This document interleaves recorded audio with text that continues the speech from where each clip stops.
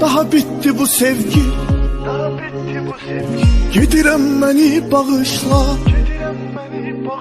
Öz günahımdır itiraf. Edirem beni bağışla.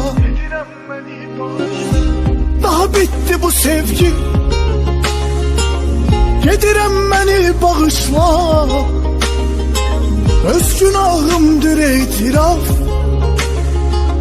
Edirem beni bağışla.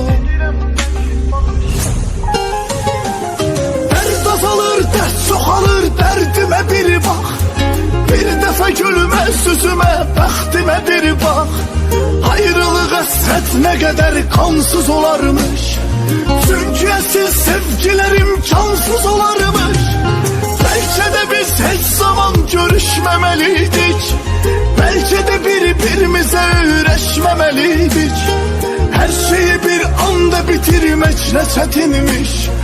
Göz yüreğim göz bu senin kismetinmiş.